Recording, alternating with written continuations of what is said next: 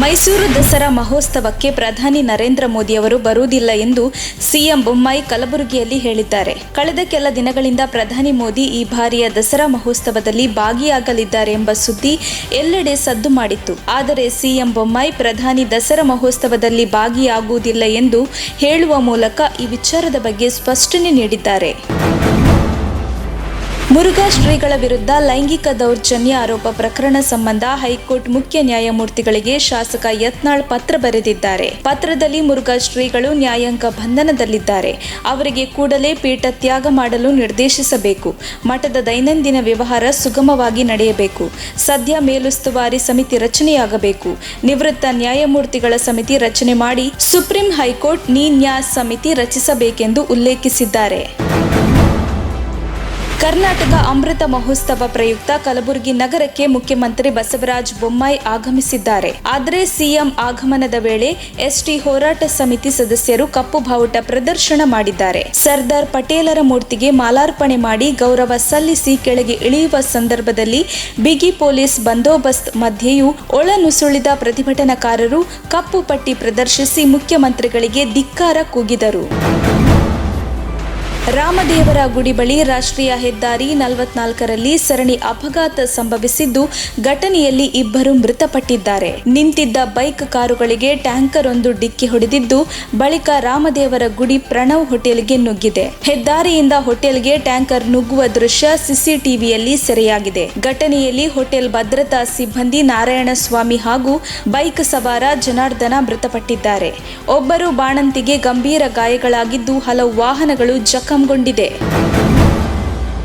KPTCL ಕಿರಿಯ ಸಹಾಯಕ ನೇಮಕಾತಿ ಪರೀಕ್ಷೆಯಲ್ಲಿ ನಡೆದ ಅಕ್ರಮ ಪ್ರಕರಣದ ಸಂಬಂಧ ಮತ್ತೆ 3 ಆರೋಪಿಗಳನ್ನು ಜಿಲ್ಲೆಯ ಪೊಲೀಸರು ಬಂಧಿಸಿದ್ದಾರೆ. ಮೂಡಲಗಿ ತಾಲೂಕಿನ ಬೀರನಗಡ್ಡಿ ಗ್ರಾಮದ ಬಸವರಾಜ ದುಂದನಟಿ, ಮೂಡಲಗಿ ತಾಲೂಕಿನ ಅರಭಾವಿ ಗ್ರಾಮದ ಅಕ್ಷಯ ಭಂಡಾರಿ ಮತ್ತು ರಾಜಪುರ ಗ್ರಾಮದ ಶ್ರೀಧರ್ ಲಕ್ಕಪ್ಪ ಕಟ್ಟಿಕಾರ್ ಎಂಬುವರನ್ನು ಪೊಲೀಸರು ಬಂಧಿಸಿದ್ದು, ಆ ಮೂಲಕ ಬಂಧಿತರ ಸಂಖ್ಯೆ 20ಕ್ಕೆ ಏರಿಕೆಯಾಗಿದೆ. ರಷ್ಯಾ ಮತ್ತು ಉಕ್ರೇನ್ ಯುದ್ಧ ಸಮಯದಲ್ಲಿ ಉಕ್ರೇನ್ನಿಂದ ಮರಳಿದ್ದ ಭಾರತೀಯ ವಿದ್ಯಾರ್ಥಿಗಳಿಗೆ ಕೇಂದ್ರ ಸರ್ಕಾರ ಶಾಕ್ ಕೊಟ್ಟಿದೆ.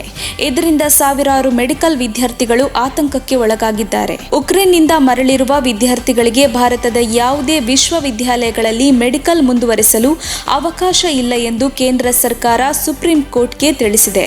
ಹೀಗಾಗಿ ಸರ್ಕಾರದ ನಡೆಯಿಂದ ವಿದ್ಯಾರ್ಥಿಗಳು ಕಂಗಾಲಾಗಿದ್ದಾರೆ.